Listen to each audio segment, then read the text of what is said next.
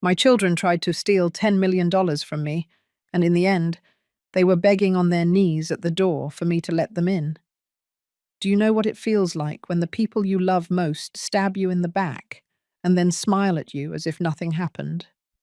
Today, I'm going to tell you something I never thought I would share. And if for 1 second you feel like this sounds familiar, I only ask that you leave a like and subscribe. It will help me keep venting. My name is Kathy Hope Wilson. I am 73 years old, and for 45 years, I worked as an elementary school teacher in suburban Phoenix, Arizona.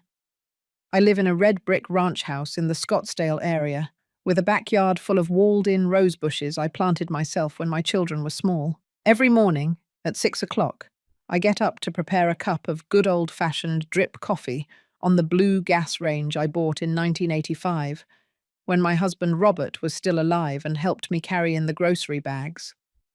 It was a Tuesday in October when my world collapsed like a house of cards. I was sitting in my wooden rocking chair, the same one where I nursed Scott and Lucy more than 40 years ago, reading the local newspaper, the Arizona Republic, while waiting for the water to boil for my chamomile tea. The scent of a vanilla candle in my living room mixed with the aroma of the bacon and pancakes I had heated for breakfast, when I heard the familiar sound of the iron gate opening with that screech I never bothered to fix, because it reminded me that someone was arriving home. But this time, it wasn't a visit of affection. Scott came in first, his black leather shoes gleaming under the patio light, his white shirt perfectly ironed, and that serious expression he had adopted since he became a certified public accountant. Behind him came Lucy, my youngest daughter, with her designer purse hanging from her shoulder, and those dark sunglasses she never took off, even inside the house. Both moved with the stiffness of people who had rehearsed what they were going to say, like actors preparing for a play I didn't know I was about to witness. "Mum," Scott said, without even giving me a hug like he has since he was a kid, "we need to talk to you about something very important."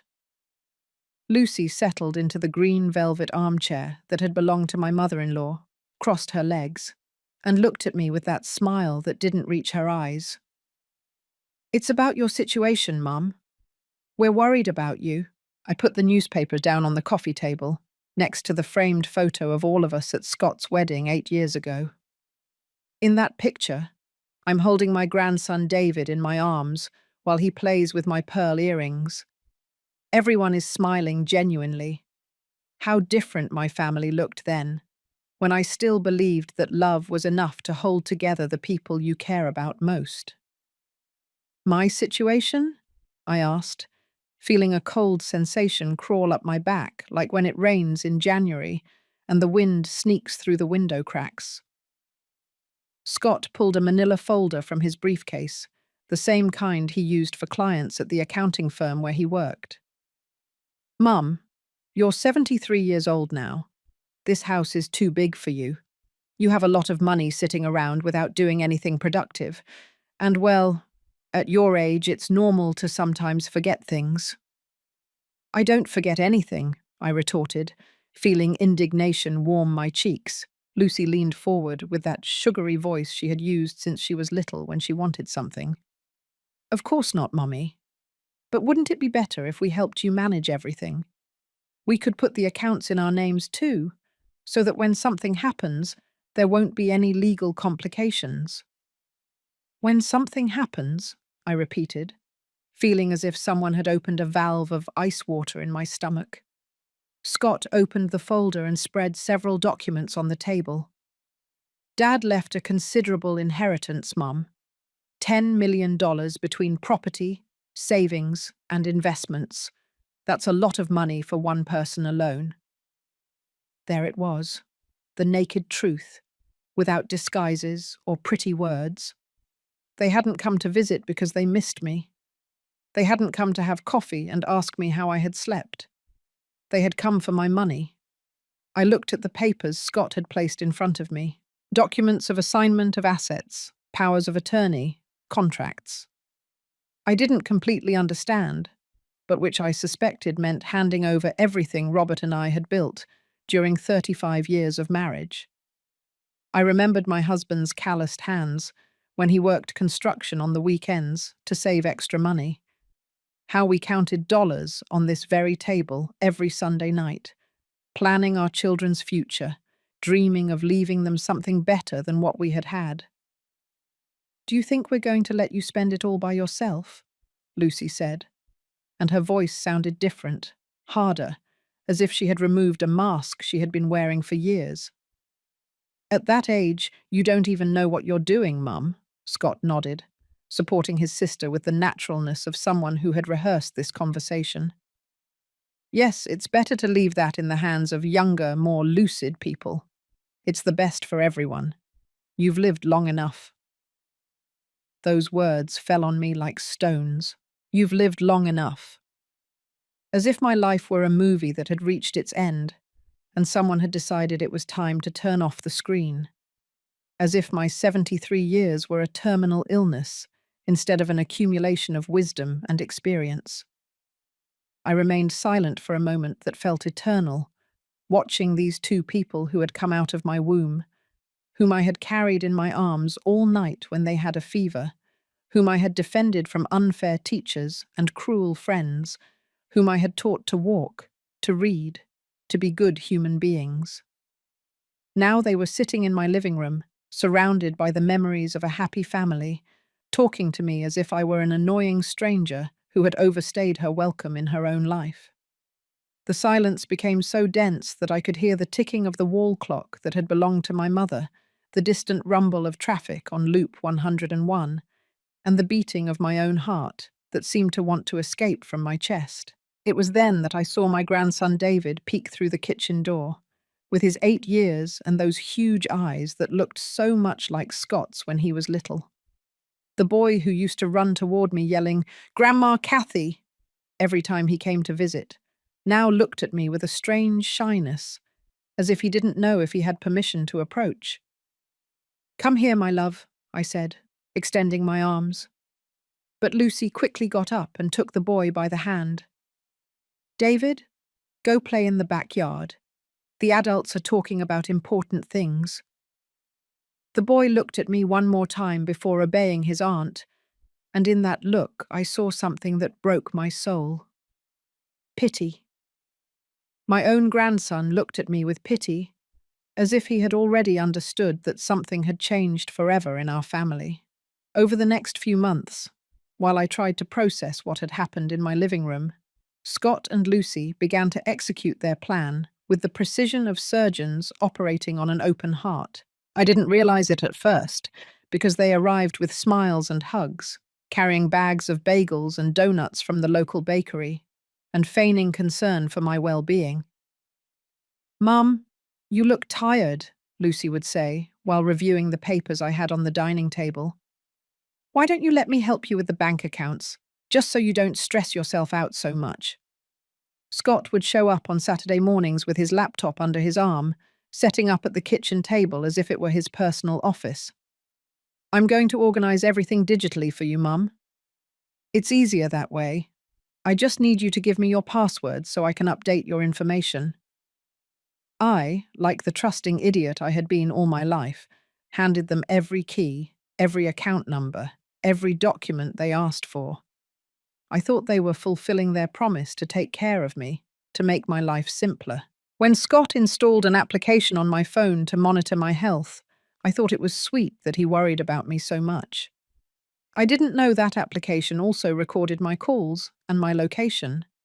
When Lucy convinced me to switch doctors, because Dr. Miller is too old now and you need someone more up to date, I didn't suspect that the new doctor was a friend of her husband's and had agreed to write false medical reports in exchange for money. Reports that described an older woman with signs of cognitive decline and episodes of confusion and memory loss. Friday afternoons had become my favorite day because that's when David came to visit after school. He would sit with me in the backyard, among the pots of red geraniums that bloomed all year, and tell me about his classes, his friends, the books he was reading.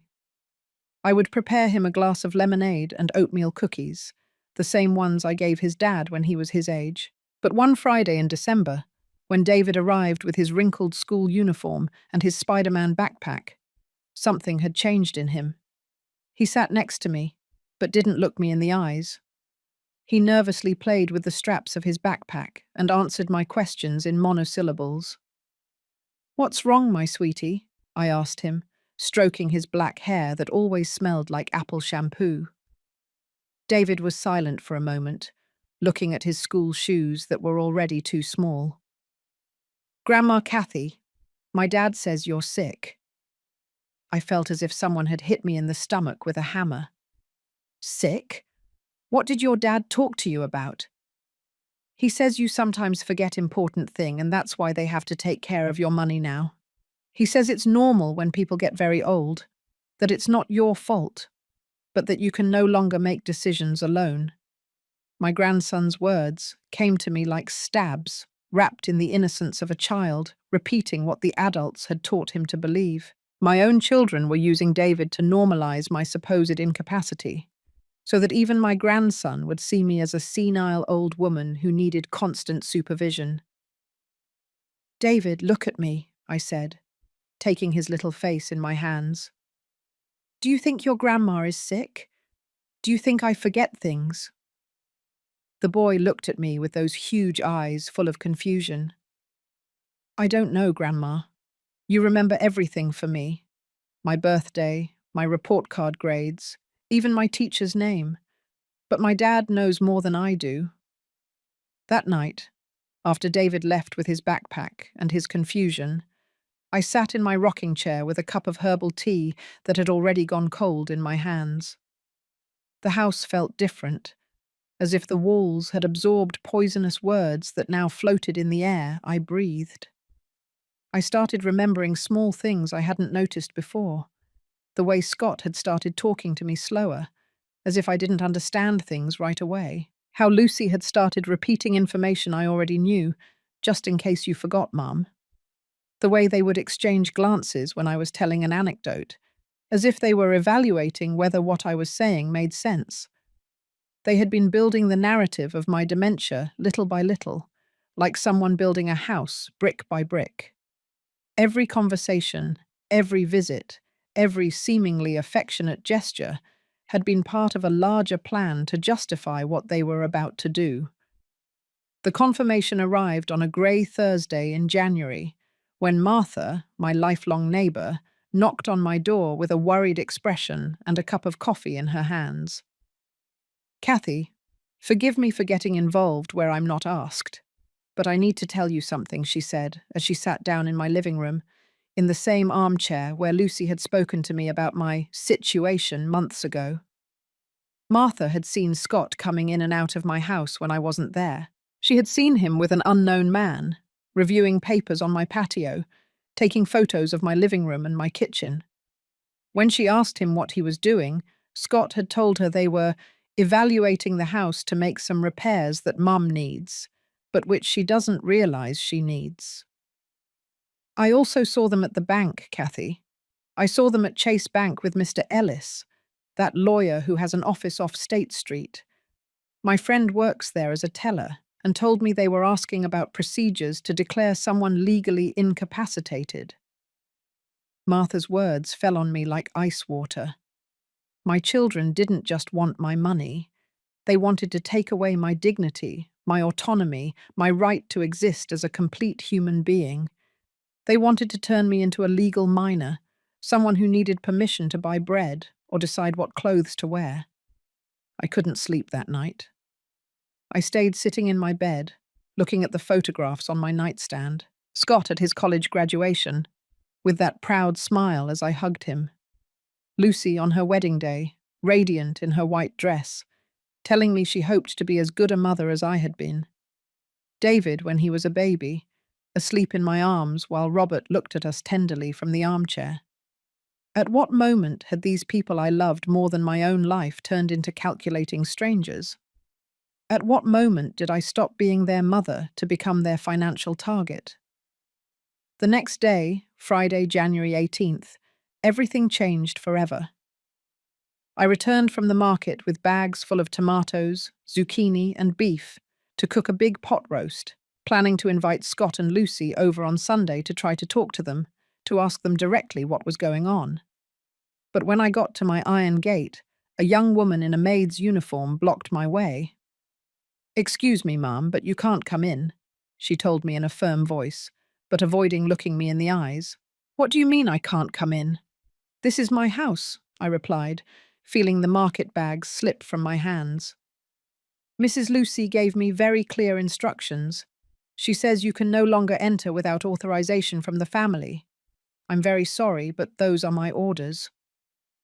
I stood there on the sidewalk, under the relentless 3 o'clock sun, while the groceries rolled onto the pavement, and my neighbors pretended not to see the spectacle of an elderly woman being expelled from her own home by a servant I didn't know.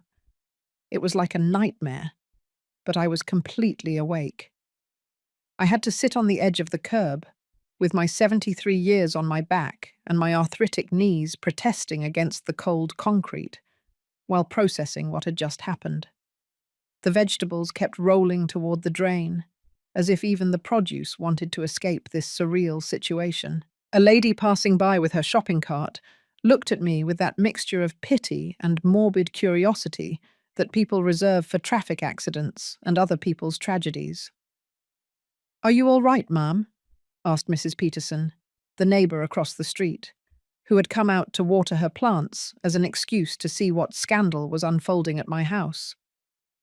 How could I explain to her that my own children had thrown me out of my home as if I were a loving tenant?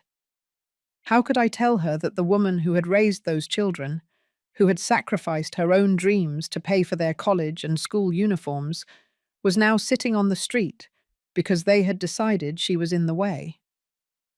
"I'm fine, thank you." I lied, because at 73, one learns that there are pains that are not shared with strangers, no matter how close they live. Mrs. Peterson kept watering her begonias, but I knew her ears were more attentive to my drama than to the needs of her plants. In neighborhoods like ours, gossip travels faster than ambulances. And by Monday, the entire Scottsdale neighborhood would know that Kathy Wilson had been kicked out of her house by her own children. I took out my Nokia phone, that old model that Scott always told me to trade for something more modern, and I dialed the number for Audrey Evans, my friend from my youth, with whom I had lost contact after I was widowed. Audrey had been a teacher with me at Willow Creek Elementary School for 15 years, until she retired and moved to a little place in the Biltmore area. "Kathy, what a surprise. I haven't heard from you in years." She answered with that warm voice that immediately reminded me why we had been such good friends. "Audrey, I need to ask you a very big favor. Could you take me in for a few days? I have a family problem and nowhere to stay." There was a silence on the other end of the line, but it wasn't the uncomfortable silence of someone looking for excuses. It was the silence of a woman quickly calculating how to accommodate a friend in crisis. "Of course, Kathy. Come over right now. Do you need me to come pick you up?" Audrey arrived in her white Ford Fusion 20 minutes later, with greyer hair than I remembered, but with the same determined smile that had always characterized her. She helped me pick up the scattered groceries and market bags, without asking uncomfortable questions about why the owner of a 2-story house was picking up vegetables from the curb like a homeless person. During the drive to her house, I told her everything. I told her about the documents Scott had brought, about the medical lies, about David asking me if I was sick, about the maid who had blocked my entrance to my own house. Audrey listened without interrupting, nodding occasionally and squeezing the steering wheel tighter each time I described a new betrayal. "Those damned kids," she muttered when I finished my story, and those words, coming out of the mouth of a retired teacher who had always been very proper, sounded like the absolution I needed.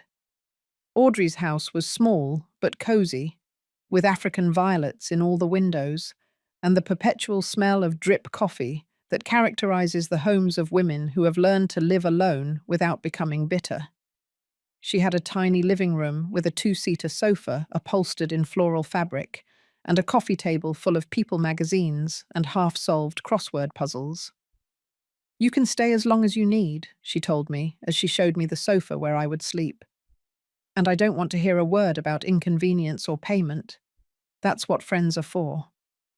That first night at Audrey's house, lying on a sofa that wasn't mine, covered with a blanket that smelled of her rose fabric softener, I stayed awake until 4 o'clock in the morning, crying silently. I wasn't crying from rage or physical pain. I was crying from a sadness so profound that it seemed to come from my bones, from that part of the soul where we keep the disappointments that change us forever.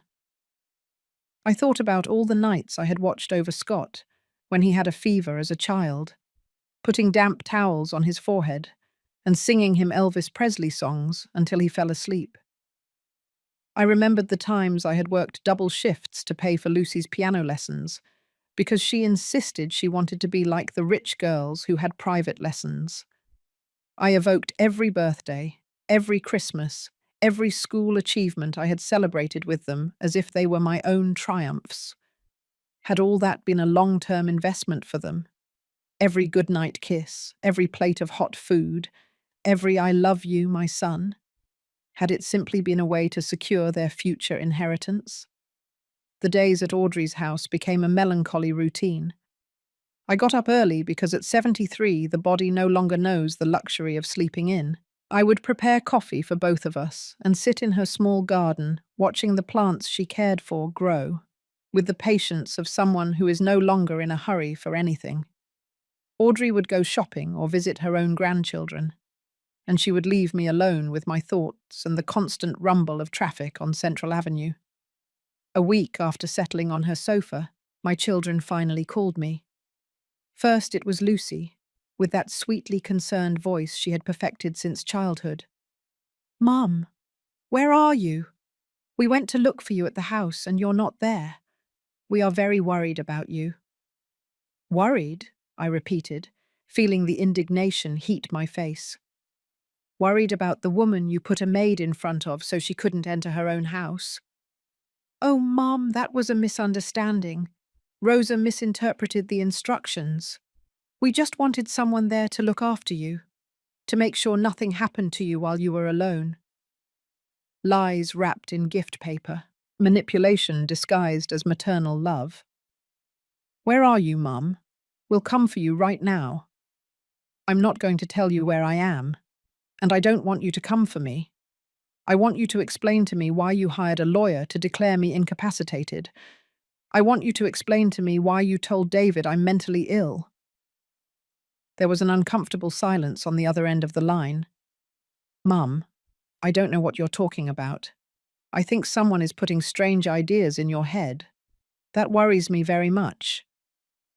There it was again, the insinuation that my mind wasn't working correctly, that my suspicion were the product of the senile dementia they had invented to justify their betrayal. Scott called me 2 days later with a different strategy. He was no longer the worried son.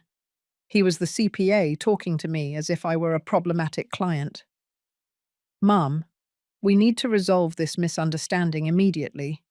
You have financial responsibilities that you can't just abandon like this. The house taxes need to be paid this month. And without you, we can't access the accounts." "Oh, without me, you can't access the accounts. But you asked me for all my passwords months ago. Why did you want them if it wasn't to access them without me?" "Mum, please don't complicate things. Just come back home and we'll sort all this out as a family." "I'm not coming back until you explain what you're doing with my money and why you hired a lawyer without my knowledge." Scott exhaled with that exasperation he used to show when I didn't understand his explanations about investments and bank returns.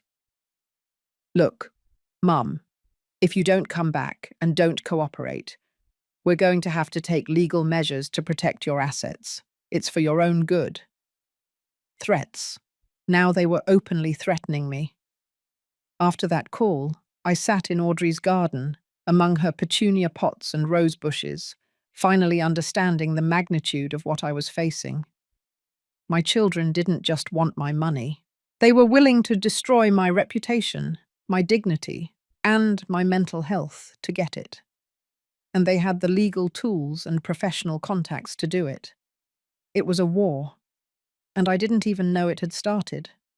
That same afternoon, while Audrey was watching her soap opera and I was pretending to read a People magazine from 3 months ago, my phone vibrated with a WhatsApp notification.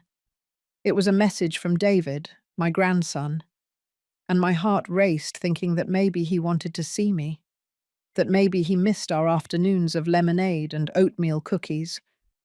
But when I opened the message, I found a photo that broke my soul into pieces so small, I didn't know if I could ever pick them all up. It was an image of my living room, my own living room, but completely transformed. They had removed the rocking chair where I used to spend my afternoons reading. They had moved my mother-in-law's green velvet sofa against the wall, and in the centre, where my coffee table with family photos used to be, there was now a modern glass desk with a computer I didn't recognize. David had written, "Grandma, look how your living room turned out. Dad says he's going to make his home office here because you don't use it anymore.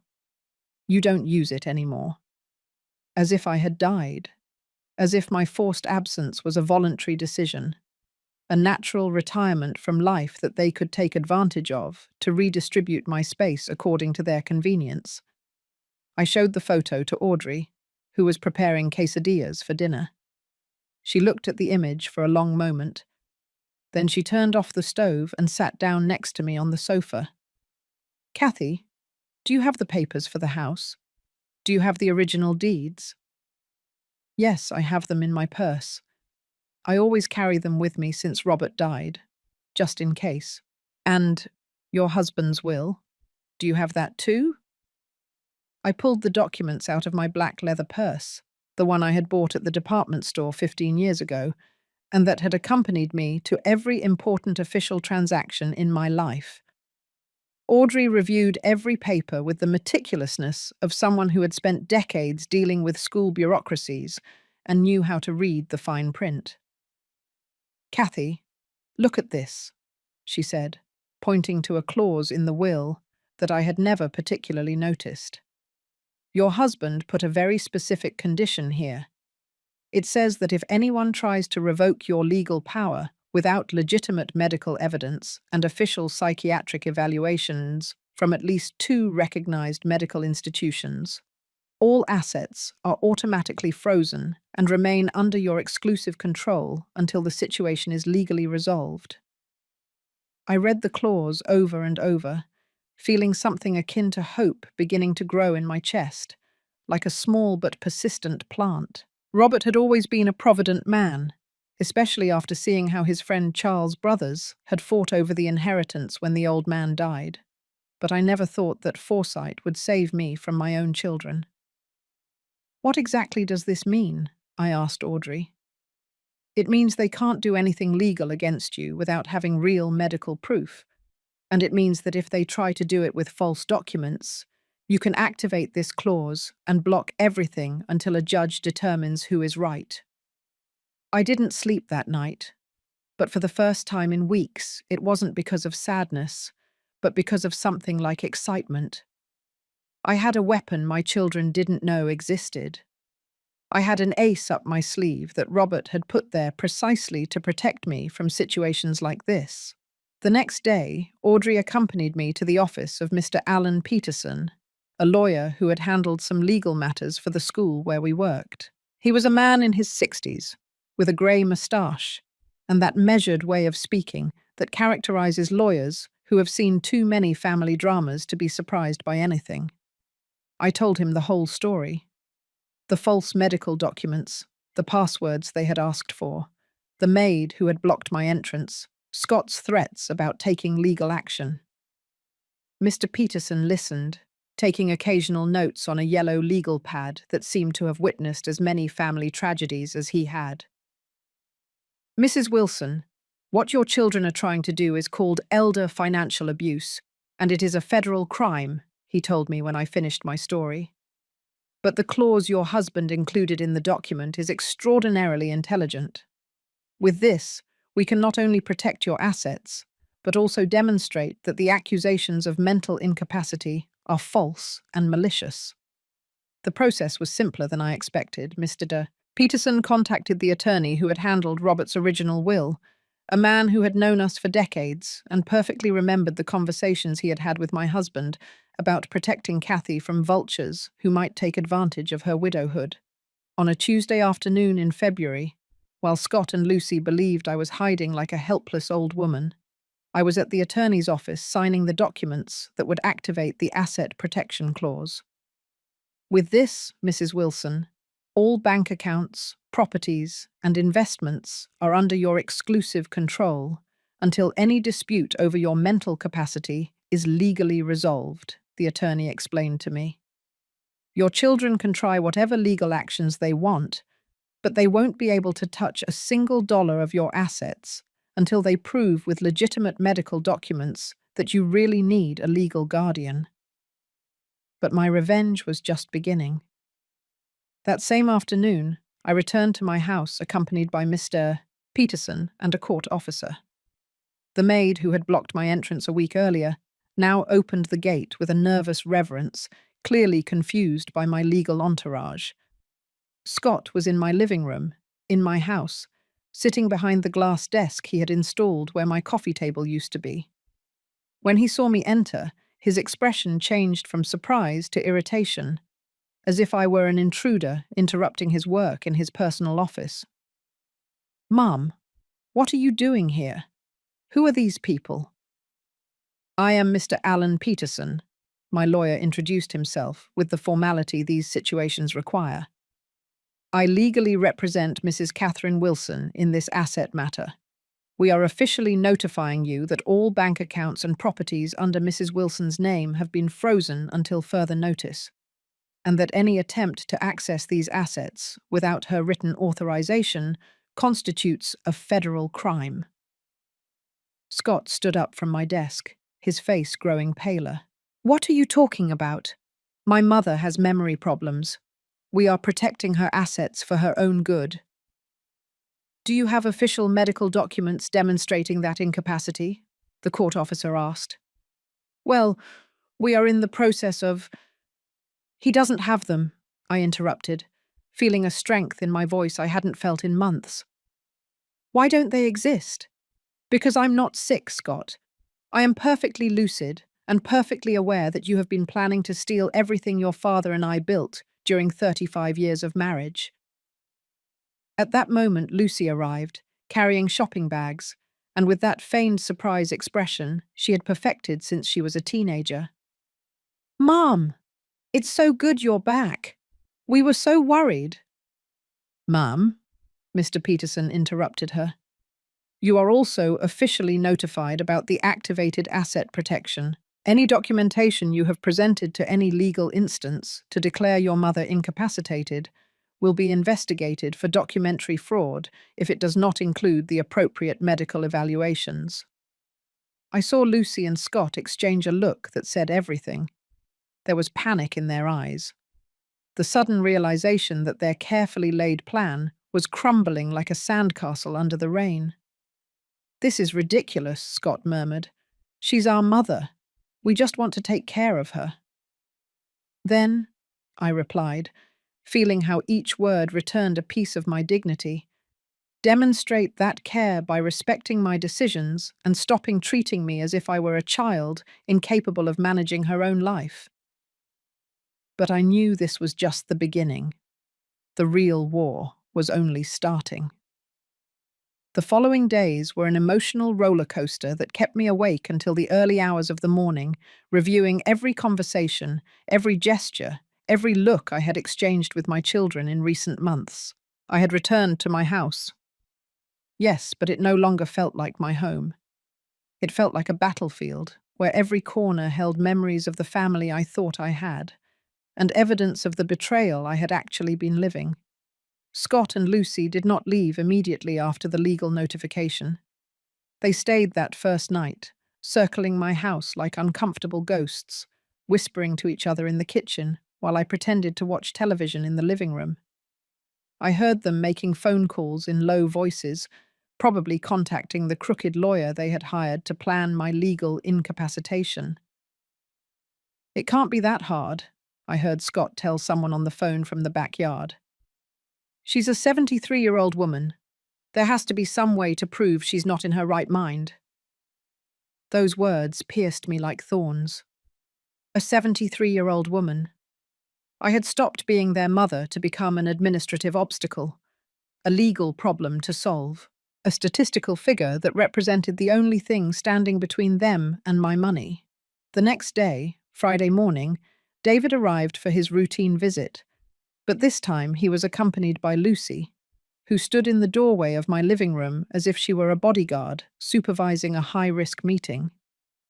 My grandson sat next to me on the sofa, but maintained physical distance, as if he had received specific instructions on how to behave with me.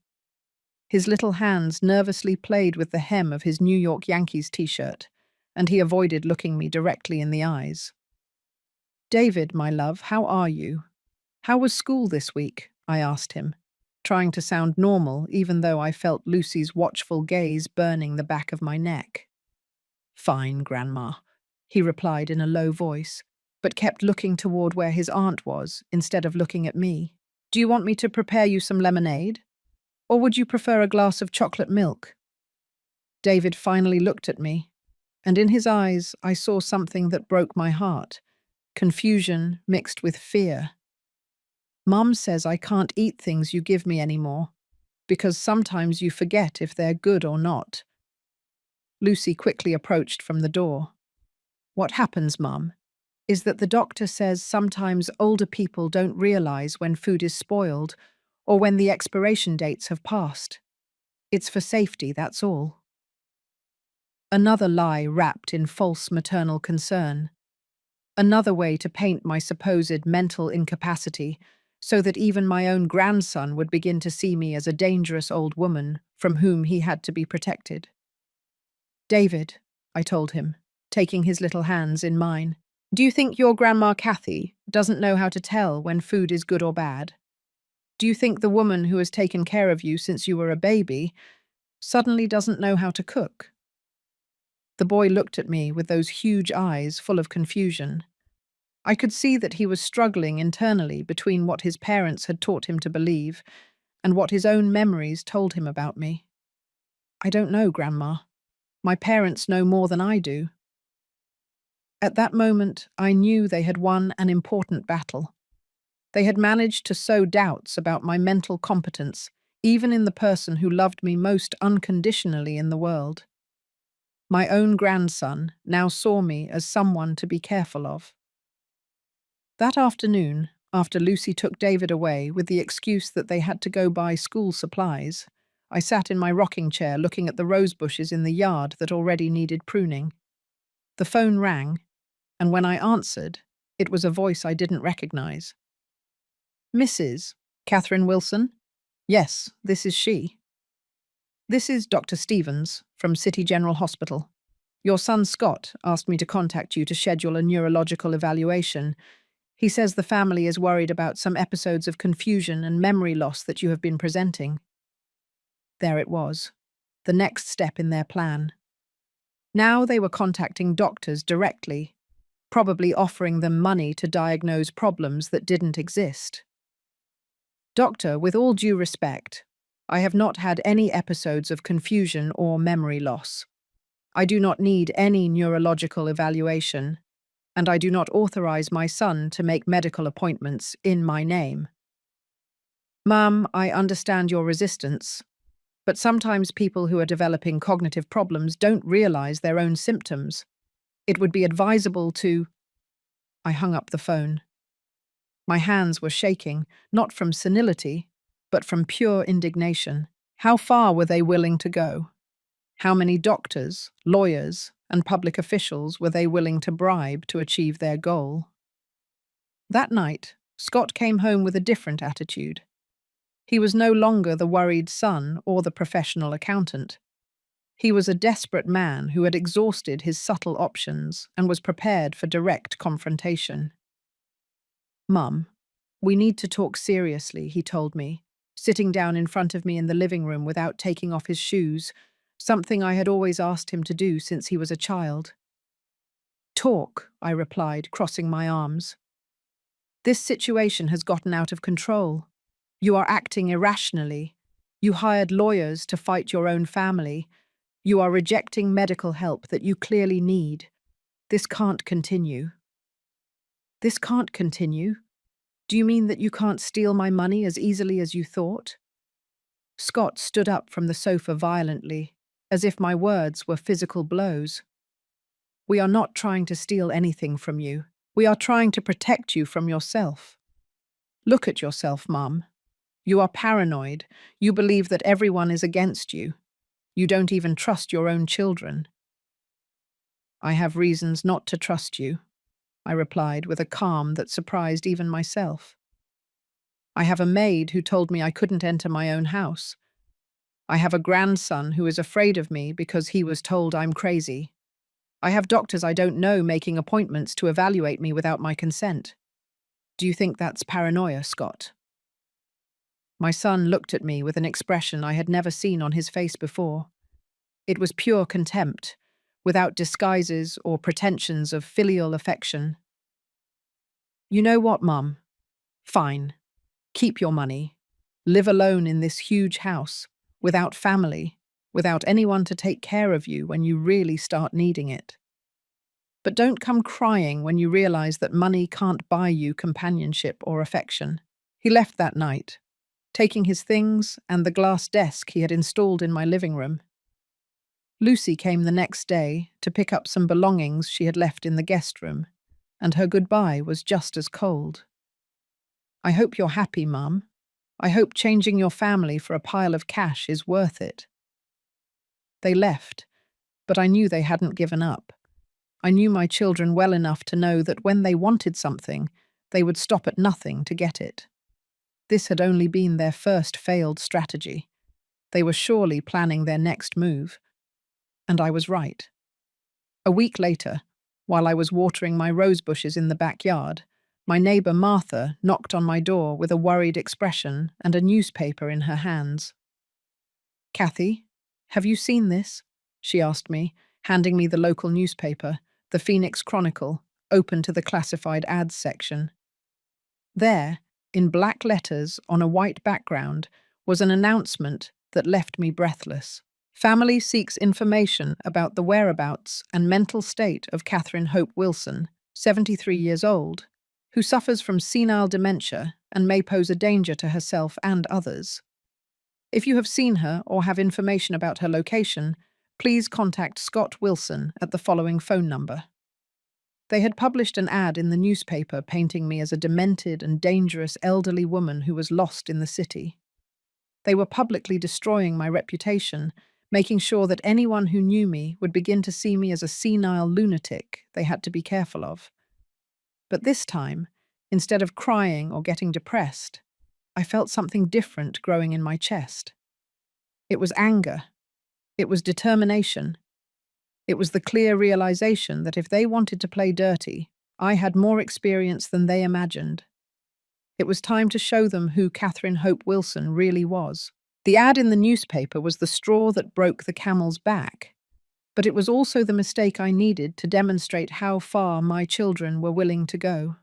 That same afternoon, I cut out the ad with the kitchen scissors and put it in a folder along with all the documents I had been collecting, the false medical reports, the recordings of the threatening phone calls, the photographs I had taken of my living room, turned into an office without my permission. Each piece of evidence was one more brick in the wall of my legal defense, but it was also one more stab in the heart of a mother who had believed for 73 years that family love was unconditional and sacred. The next day, I showed up at the offices of the Phoenix Chronicle with my best dress, the navy blue one I had worn to Scott's college graduation, and with a dignity I had been slowly forging during weeks of humiliation. I asked to speak with the editor responsible for the classifieds, a young man about 30 years old, who received me with the nervous courtesy of someone who senses he is about to get into legal trouble.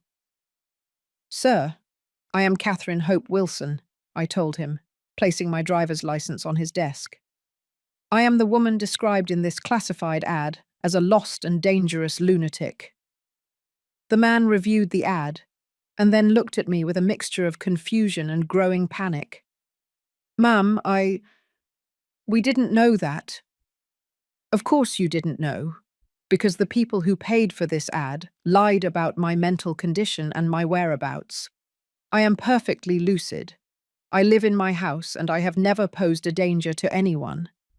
This ad is defamatory and was published with the malicious intention of damaging my reputation. I explained the whole situation. My children's attempt to declare me incapacitated, the falsified medical documents, the conspiracy to take over my assets. The editor took notes frantically as I spoke, clearly aware that his newspaper had been used as an instrument in a family fraud. Mrs. Wilson, we will withdraw the ad immediately and publish an apology if you wish. We had no idea the information was false. I don't want apologies, I replied, with the firmness I had learned to cultivate in these weeks of family war. I want you to provide me with all the information about who paid for this ad, when they paid for it, and if you have recordings of the conversations where they presented this false information about me.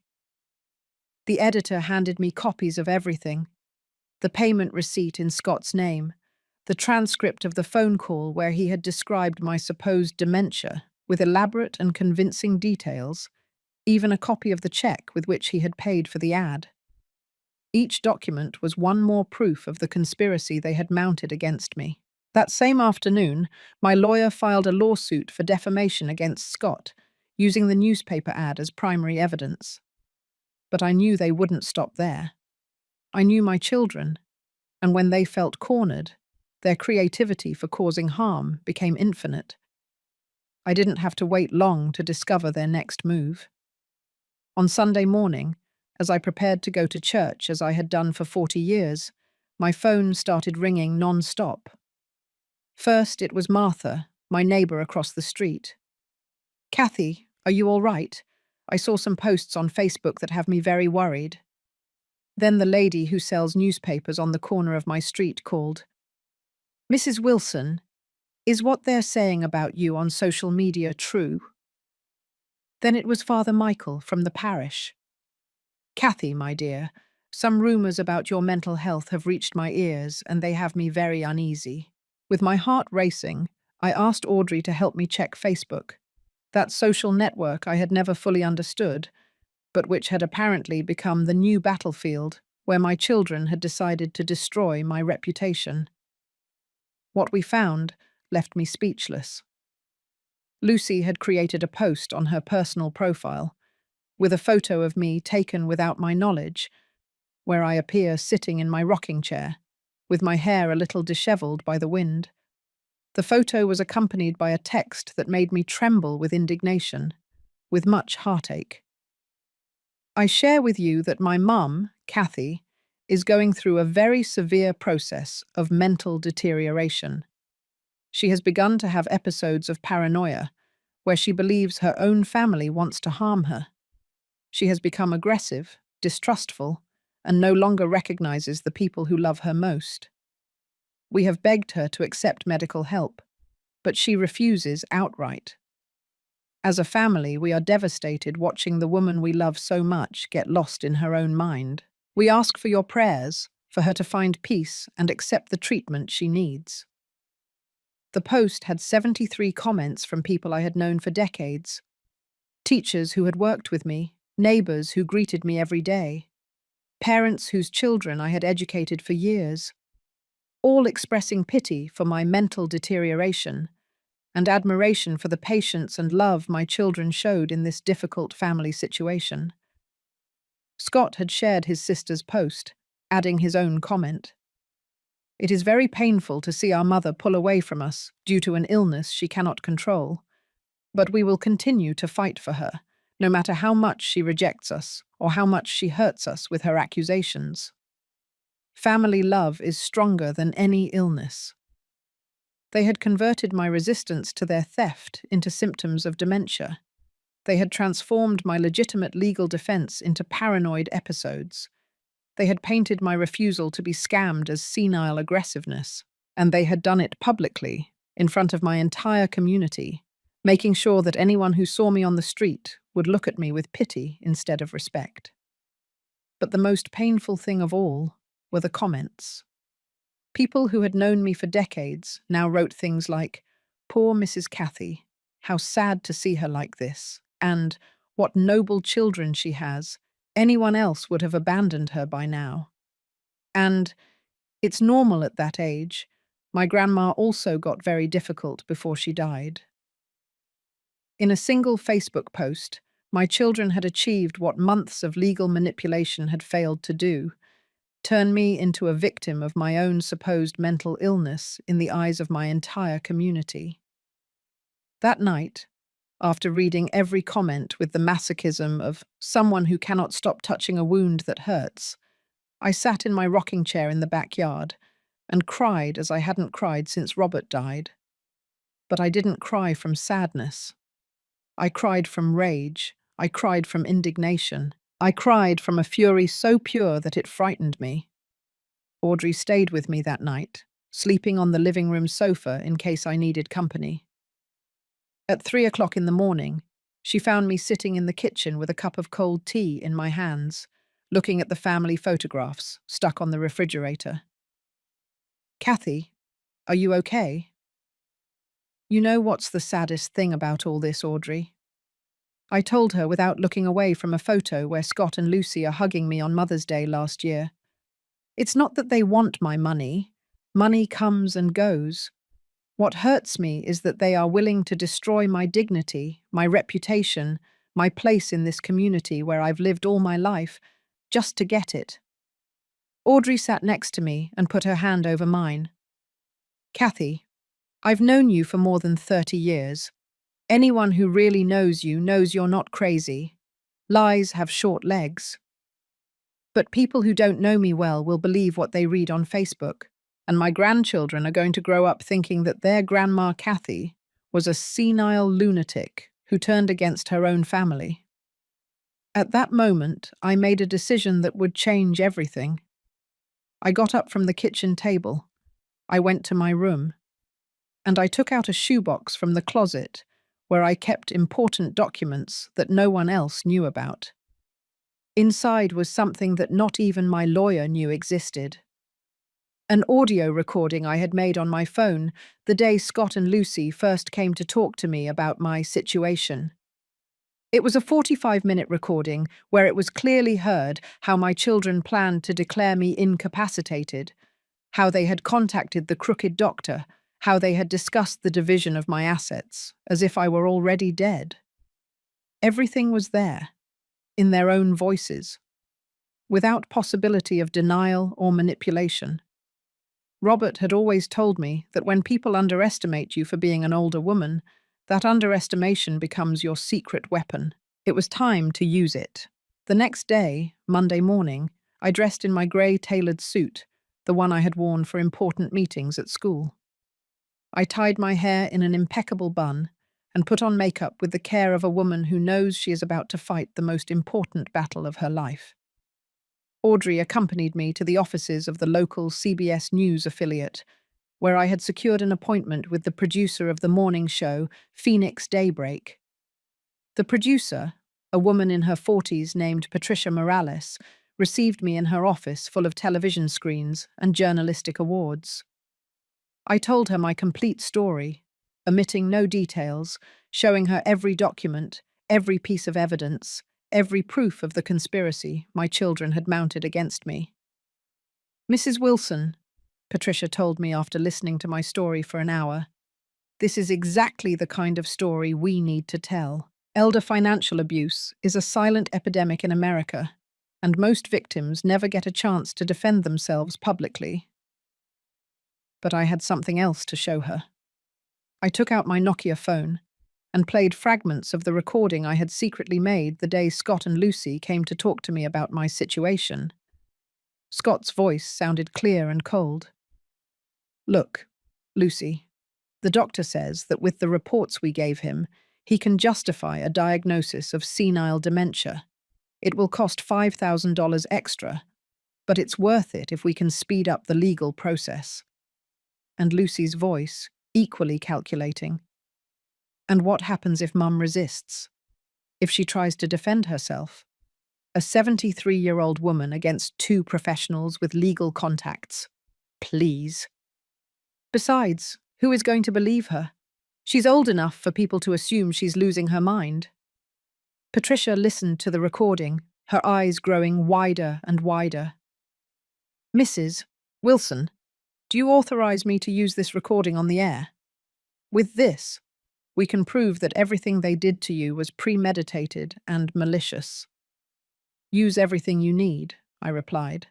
I have nothing left to lose, and maybe my story can help other people who are going through the same thing. The program aired on Wednesday morning.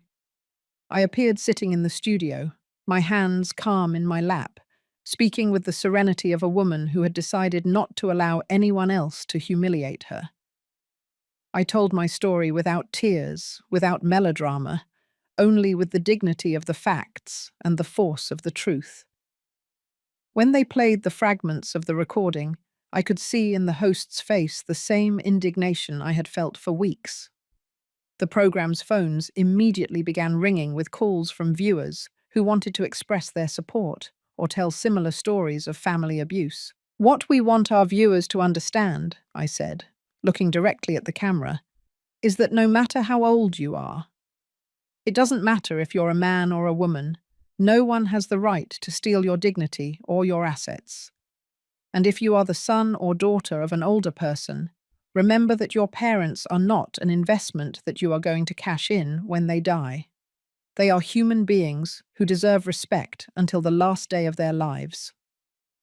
The impact was immediate and devastating for Scott and Lucy. Within 2 hours of the broadcast, my phone started ringing with furious calls from both of them. Scott was the first. "Mom, you're crazy.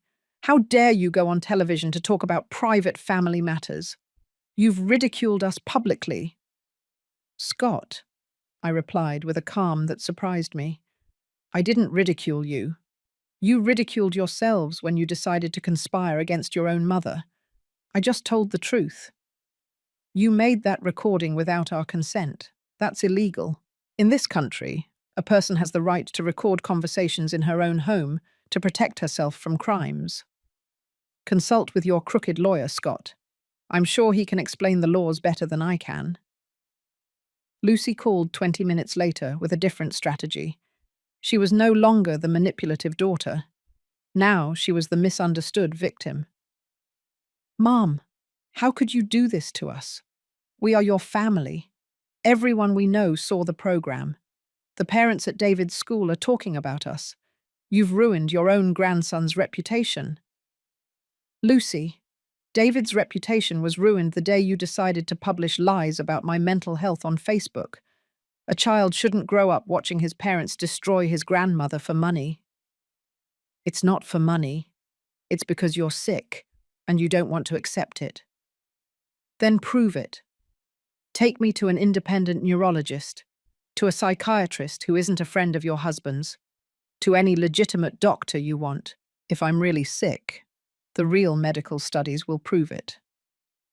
There was a long silence on the other end of the line.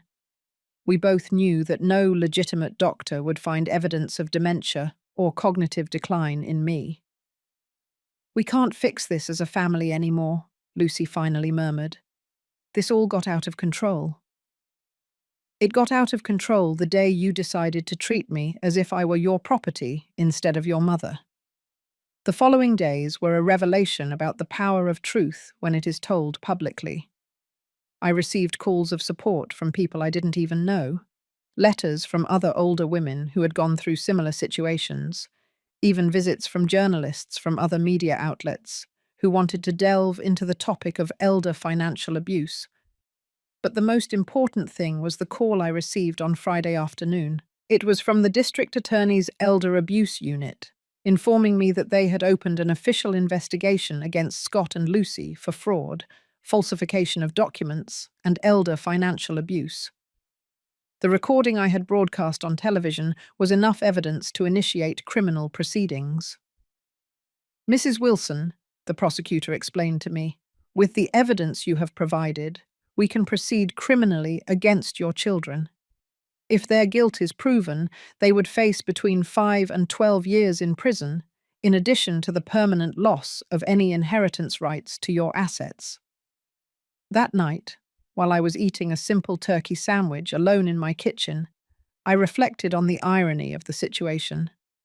My children had tried to use my age and my gender against me, assuming that an older woman was vulnerable by definition. They hadn't counted on the fact that that same older woman had 73 years of experience facing adversity, 73 years of learning to be strong when the world expected her to be weak. On Saturday morning, while I was watering my rose bushes in the backyard, I heard someone knocking on my gate. It was David, my grandson, accompanied by Scott. But this time the boy didn't hide behind his father. He ran toward me with that spontaneity that adults lose when they learn to calculate every gesture. "Grandma Kathy, I saw you on TV. My friends at school say you're famous." I hugged him, feeling something being repaired inside my chest. David didn't see me as a demented old woman. He saw me as the grandma who had been on television, who had been brave, who had fought for what was right. Scott stood next to the gate, with an expression I had never seen on his face. He wasn't the arrogant accountant or the manipulative son. He was a defeated man who had miscalculated and was now facing the consequences of his actions. "Mum," he told me in a voice that sounded strangely small, "we need to talk." "Now you want to talk," I replied, without letting go of David from my embrace. After months of conspiring behind my back, after publishing lies about my mental health, after trying to steal my house and my money, now you want to talk. Things got out of control. It wasn't how we planned it. It wasn't how they had planned it. What was the plan then, Scott? To declare me crazy in silence, steal my assets in secret, and wait for me to die without causing problems? David looked at me with confusion, clearly not fully understanding the conversation, but feeling the tension between his father and me. "Grandma," he said, not knowing how to respond, "how do you explain to an 8-year-old child that his father had tried to rob his own mother? How do you protect a grandson's innocence without lying about the reality of what had happened?" "Your dad made some wrong decisions, my love, but adults can sometimes fix our mistakes if we are willing to do the right thing." I looked Scott directly in the eyes. "The question is whether you are willing to do the right thing, son."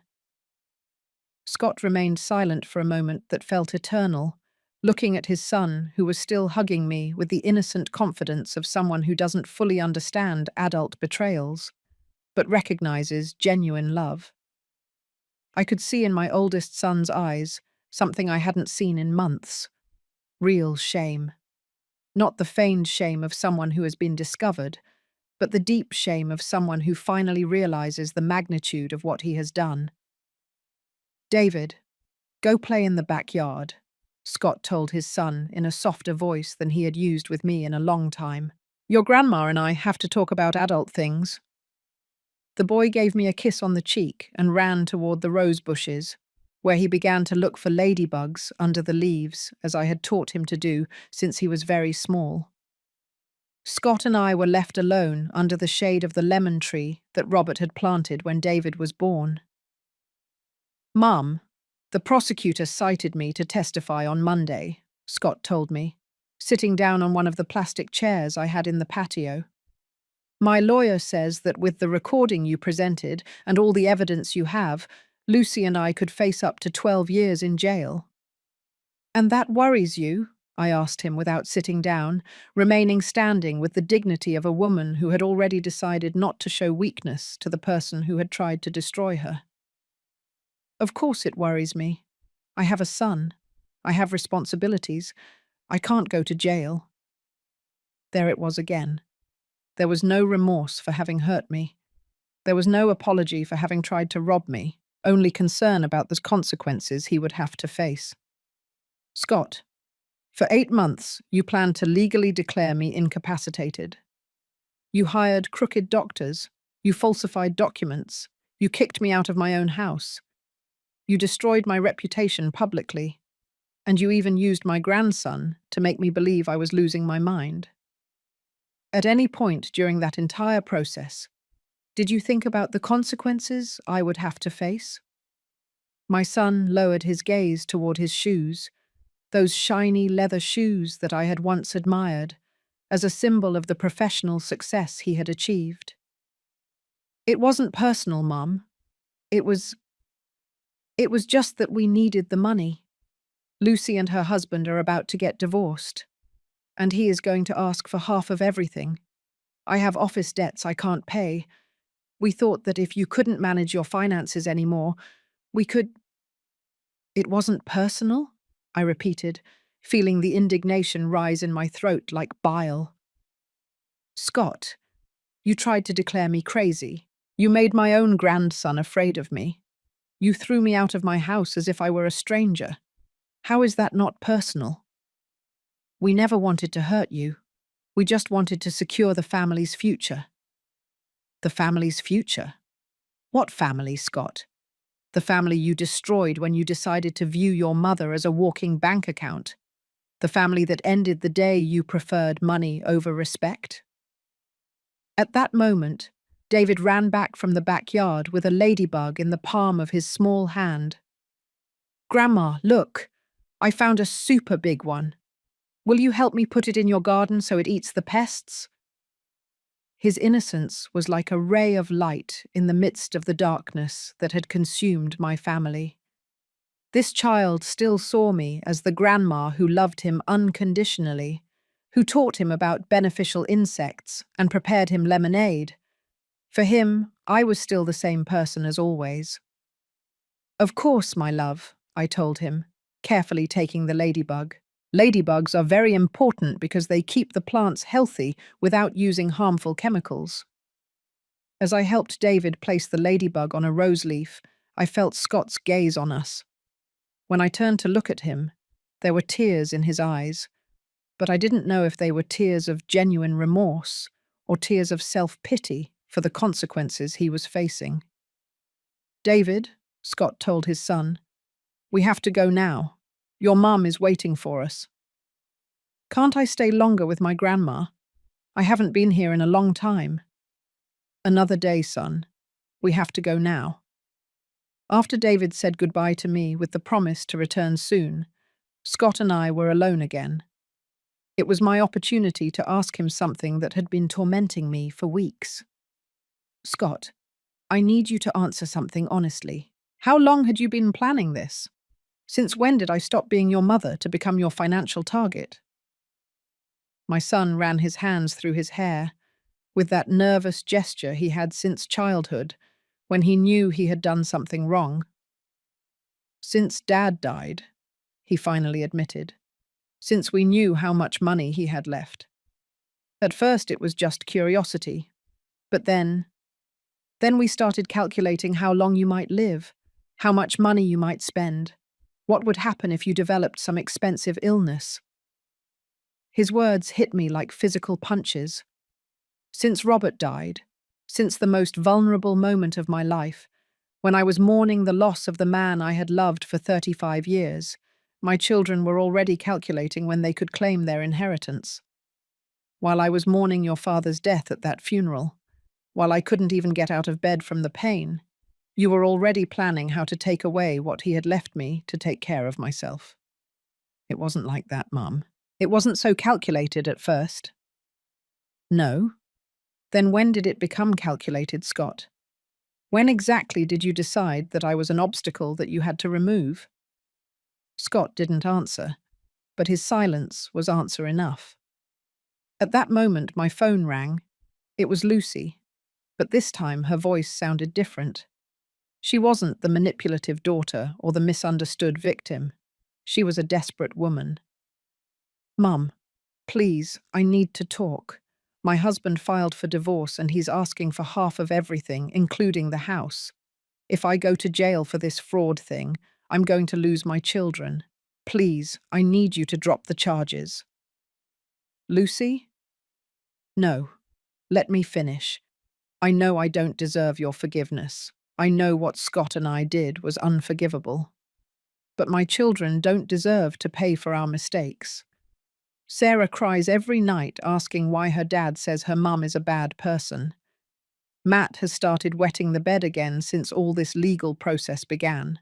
Her words came to me like stabs, directly to the maternal heart that, despite everything, still beat for my innocent grandchildren.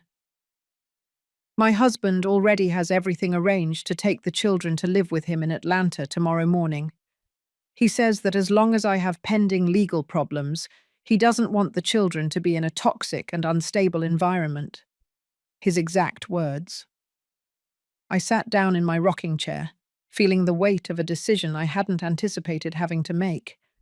For months, I had been fighting for my dignity, for my right to be respected, for the idea that betrayals must have consequences. But now, sitting in front of my daughter, who was crying silently, listening to my grandchildren's laughter in the patio, I realized that justice sometimes costs prices we hadn't calculated. "And what about Scott?" I asked her. "Did he also come to beg?" Lucy shook her head. "Scott says that if you are going to destroy the family, you should do it completely. He says he no longer cares about going to jail because, either way, he has already lost his mother." Those words hurt more than I expected. Scott had decided that he preferred to see me as an enemy rather than fully admit his mistakes and ask for unconditional forgiveness. "But I do come to admit everything, Mum. I come to tell you that we were sons of bitches, that we don't deserve your forgiveness, that what we did was theft and betrayal and abuse. I come to tell you that you are right about everything, and that I understand why you want to see us in jail." Her tears were different from all the others I had seen from her in these months. They were not tears of manipulation or self-pity. They were tears of a mother who was losing her children because of her own greed. "But I also come to tell you that if you forgive me, if you drop the charges, I swear on my father's memory that I will never ask you for another dollar. I will never interfere in your financial decisions again. I will stay away from you if that's what you want. But please don't let my children pay for what I did." At that moment, Sarah ran in from the patio. "Grandma, Grandma! I found a hummingbird nest in your lemon tree. Come look." I took her hand and followed her to the patio, where there was indeed a small hummingbird nest hidden among the branches of the tree that Robert had planted when David was born. It was a tiny nest, perfectly built, with 2 little eggs the size of beans that shone like pearls under the sunlight. "Are they going to hatch soon, Grandma?" Sarah asked me with that infinite curiosity that characterizes 6-year-old children. "Yes, my love. In a few weeks, 2 baby hummingbirds are going to come out, and they will learn to fly in this very patio." "And are we going to be here to see them?" My granddaughter's question pierced me like an arrow straight to the center of the dilemma I had been avoiding facing. If I maintained the charge against Lucy, these children would leave for Atlanta tomorrow morning. And they wouldn't be here to see the hummingbirds hatch. They wouldn't be here for me to teach them about life, about nature, about the unconditional love that a grandmother can give. "I don't know, my sweetie," I replied honestly. "That depends on very complicated decisions that adults have to make." Matt approached us, carrying a ladybug he had found under the rose leaves. "Grandma, will you help me put it in the right place? I forgot where you said they like to live." As I helped Matt place the ladybug on a leaf where it could do its work of natural pest control, I felt a clarity I hadn't experienced in months. These children represented something more important than my wounded pride or my need for justice. They represented the future, the possibility that something good and pure would grow from the ashes of this destroyed family. We returned to the living room, where Lucy was still sitting with red but dry eyes, awaiting my verdict like a prisoner awaits her sentence. Lucy, I told her, sitting down across from her, if I drop the charge, it is not because I forgive you. It is not because I forget what you did. And it is definitely not because I believe you deserve another chance. My daughter nodded, understanding that she was about to hear conditions she could not negotiate. If I drop the charge, it is because those children do not deserve to lose their mother for the mistakes their mother made. It is because I don't want Sarah and Matt to grow up thinking that their grandma Kathy chose revenge over their well-being. I swear, Mum, I'll never— Don't swear anything to me, I interrupted. Your promises no longer have value for me, but I am going to do this for my grandchildren, not for you. I got up and went to the phone to call my lawyer. As I dialed the number, I could hear Sarah and Matt laughing in the patio, oblivious to the adult drama that had been defining their destinies. Mr. Peterson, I said when he answered, this is Kathy Wilson. I need you to immediately withdraw the charge against my daughter Lucy. There was a silence on the other end of the line.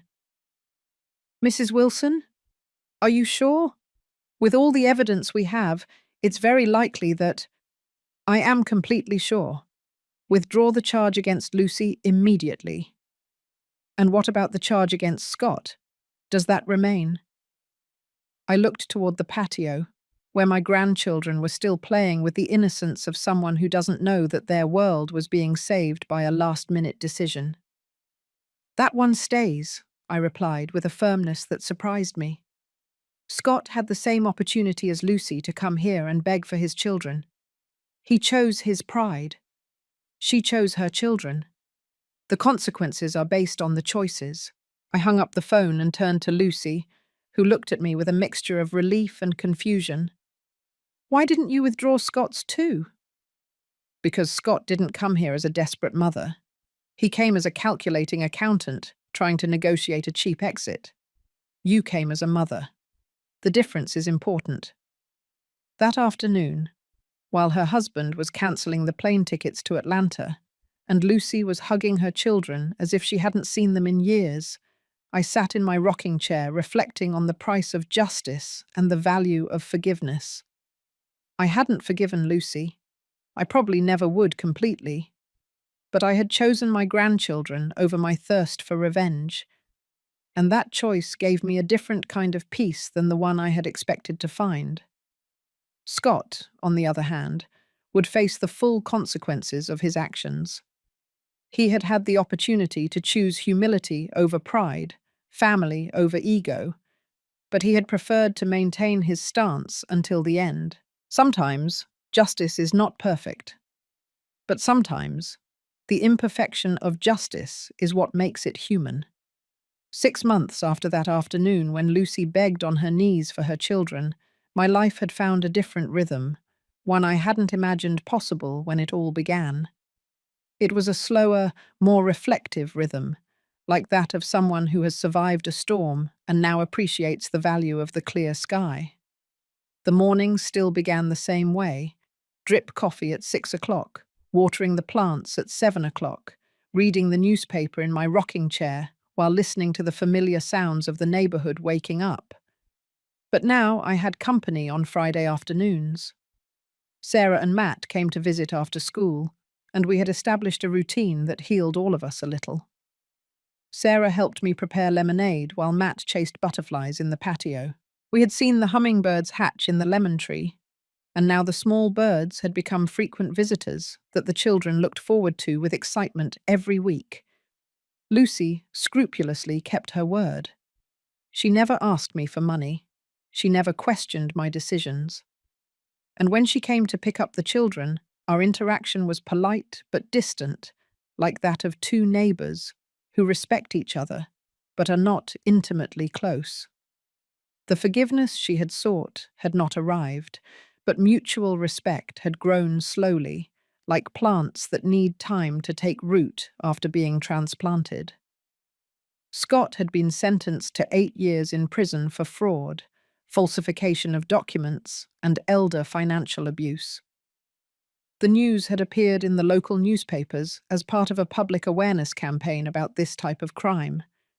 His photo appeared in the police section with a caption that read, "Certified public accountant sentenced for attempting to defraud his own mother." David, my oldest grandson, had begun psychological therapy to process the reality of having a father in prison and a grandmother who had been a victim of her own son. But the story hadn't ended there. On a Tuesday in April, while I was pruning the rose bushes that had bloomed with unusual exuberance after the March rains, I heard the familiar sound of a car stopping in front of my house. When I looked toward the street, I saw something I didn't expect. It was David, my 9-year-old grandson, walking alone toward my door with a school backpack on his back and an expression on his face that seemed too mature for his age. "Hi, Grandma Kathy," he said when I opened the gate, and his voice sounded different, deeper, as if he had aged years in these months. "My love, what are you doing here? Where is your mum?" "My mum is working. I took the bus from school. I already know which route gets to your house." A 9-year-old child had travelled alone on public transportation to come see me. The idea filled me with a mixture of pride for his determination and concern for his safety. "David, you shouldn't be riding the bus alone. It's dangerous." "I know how to take care of myself, Grandma. Besides, I needed to talk to you about something important." I let him in, and I prepared him a glass of lemonade, noticing how much he had grown in these months. He was no longer the little boy who played with my earrings. He was a young man who was learning to navigate an adult world more complicated than it should be for someone his age. "What did you want to talk about, my sweetie?" David took a sip of lemonade and looked at me with those eyes that looked so much like Scott's when he was small, but which now contained a seriousness his father had never developed. "Grandma, I went to visit my dad in jail last Sunday." His words hit me like a punch to the stomach. I knew he had the right to visit his father, but I hadn't been emotionally prepared to face how that experience would affect my grandson. "How did you feel seeing your dad there?" "Bad," he replied with the brutal honesty that only children can express. He looked thin and sad, and he was afraid that I hated him.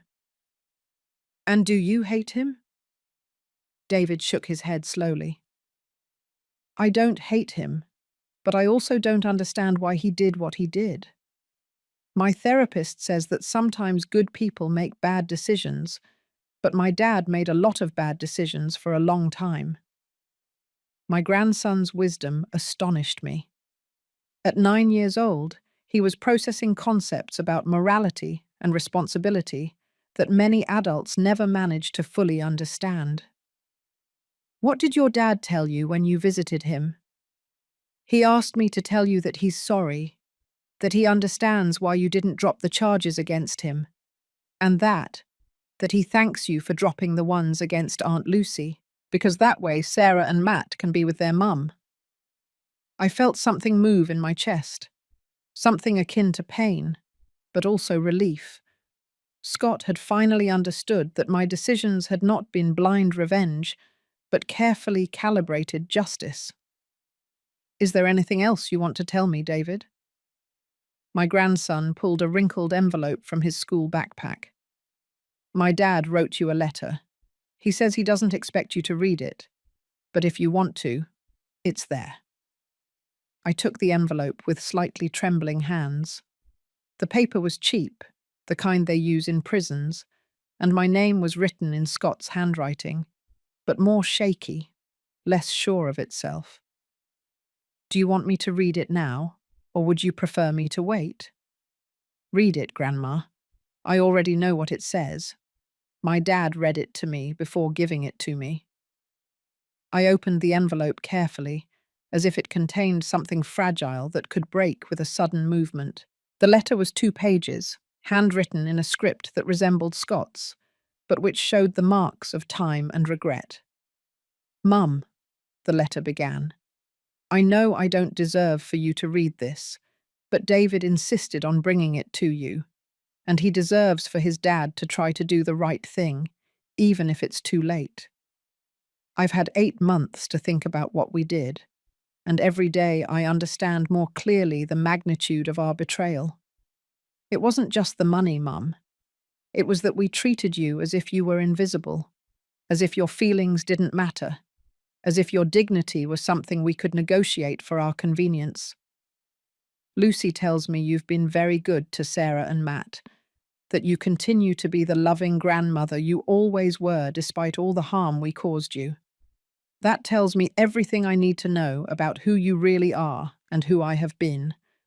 I'm not writing to ask for your forgiveness, because I know I don't deserve it. I'm writing to tell you that I finally understand that you were an exemplary mother who raised a flawed son. The problem was never you. The problem was me and my inability to value what I had until I lost it. David is growing up to be a better man than I was. That is thanks to you, not me. Take care of him, Mum. Teach him the things I never learned about honor and respect, with love and regret that arrived too late, Scott. When I finished reading, I had tears in my eyes. But they were not tears of forgiveness. They were tears of mourning for the son who could have been and never was, for the mother-son relationship that had died during those months of betrayal, and that might never fully resurrect. Are you going to answer him, Grandma? David's question forced me to face something I had been avoiding. What would I do with this late repentance? How would a mother respond to a son who finally understood his mistakes, but from a prison cell? I don't know, my love. I need time to think about it. My therapist says that forgiveness is not something we do for the people who hurt us. It's something we do for ourselves, to stop carrying weight that doesn't belong to us. My grandson's wisdom left me speechless. Here was a child who had lost his father because of his own father's actions, but who was learning about forgiveness and healing in ways that I was still discovering. That night, after David went home in a taxi I paid for because I wasn't going to let him return alone on public transportation, I sat in my rocking chair in the patio to reread Scott's letter and reflect on forgiveness. Forgiveness, I realized, was not a binary decision that is made once and maintained forever. It was a process, a path that is traveled step by step, day by day, like the growth of plants that requires time, patience, and the right conditions to flourish. Maybe someday I could completely forgive Scott. Maybe not. But what I did know was that I was no longer carrying the weight of his betrayal like a stone in my chest. I had learned to live with the scar without allowing the wound to continue bleeding. And in that acceptance of the imperfection of forgiveness, I found a peace I hadn't expected.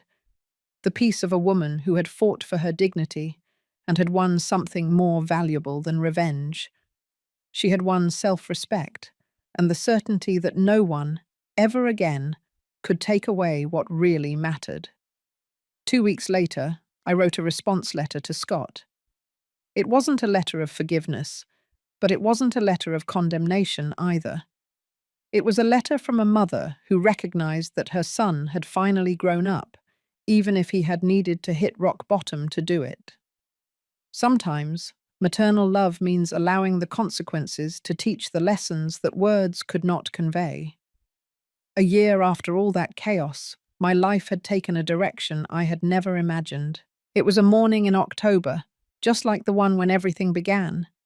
But this time, the scent of the candle on my altar mixed with the aroma of coffee I was preparing for more than one person.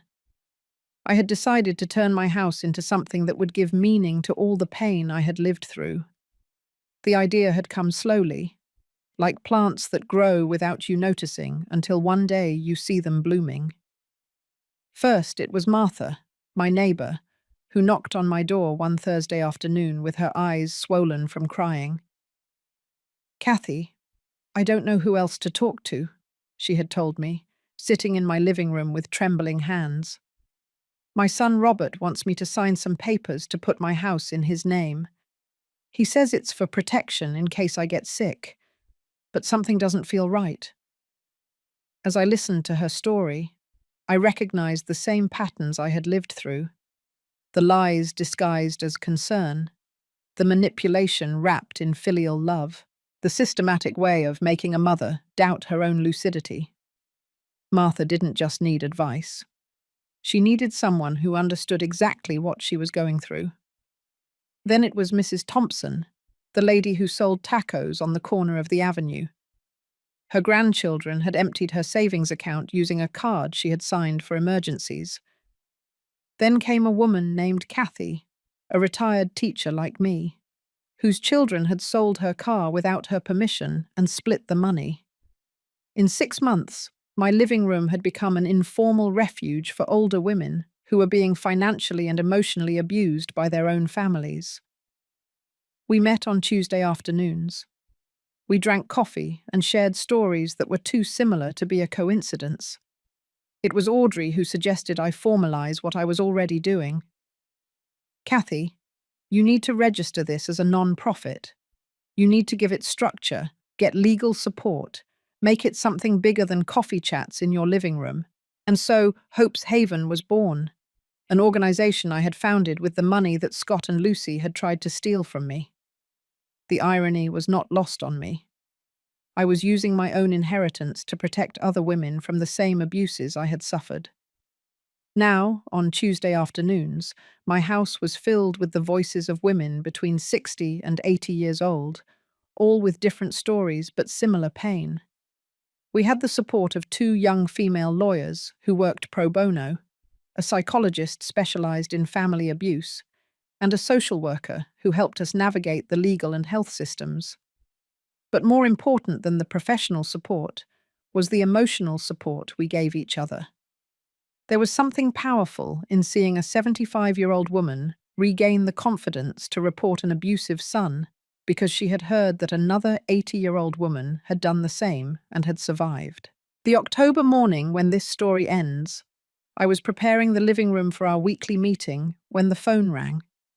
It was David, but his voice sounded different, more excited than usual. "Grandma Kathy, can I come see you after school today? I have something important to tell you." "Of course, my love.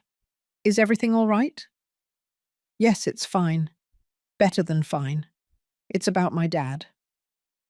When David arrived that afternoon, the women from Hope's Haven had already left after a particularly emotional session where we had helped Mrs. Thompson understand that her children did not have the legal right to sell her house without her consent, no matter how many times they told her it was for her own good.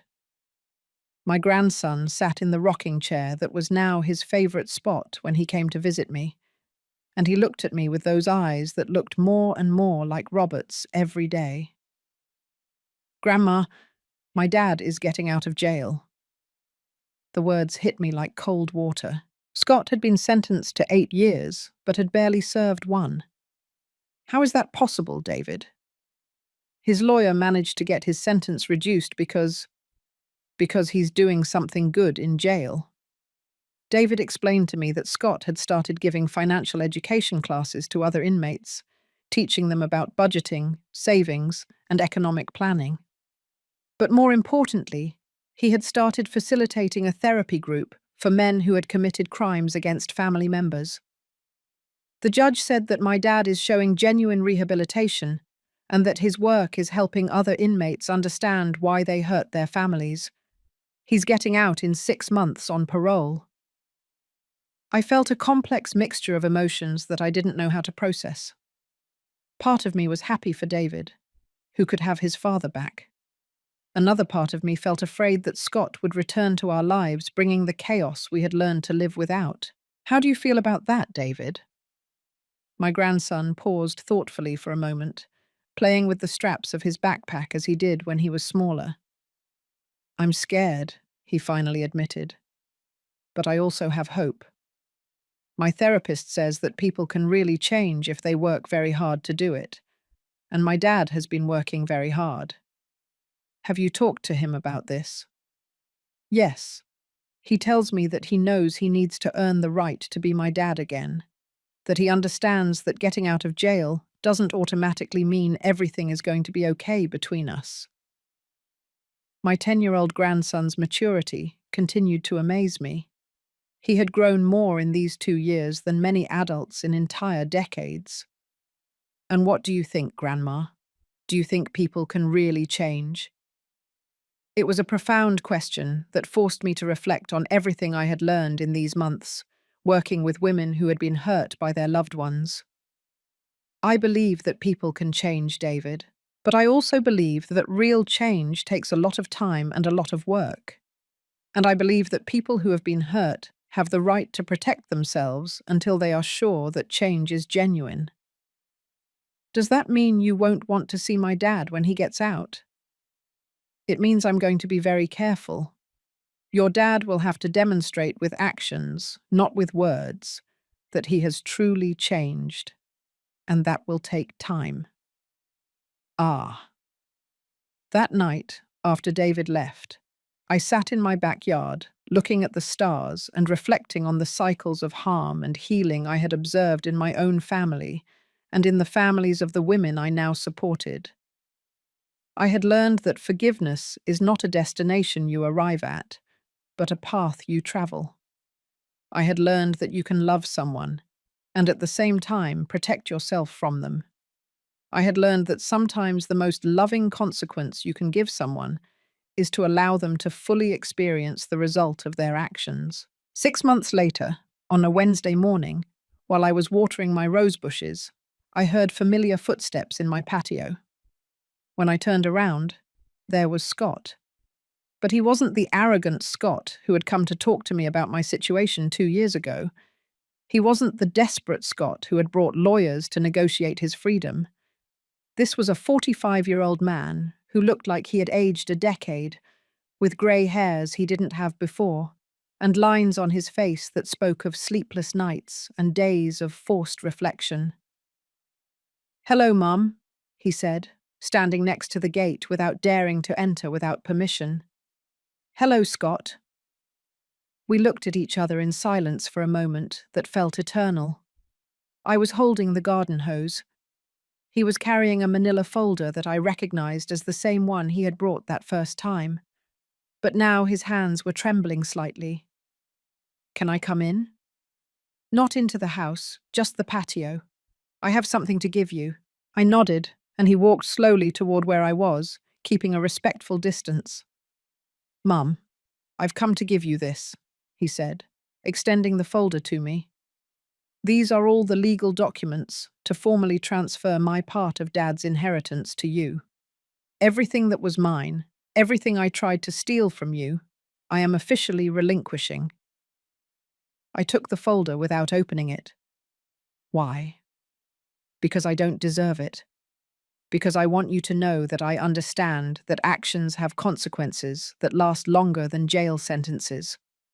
Because I hope that someday, maybe, you can trust that I really changed. "Scott, the money was never the important thing." "I know," he replied. And for the first time in years, his voice sounded genuinely humble. "The important thing was respect.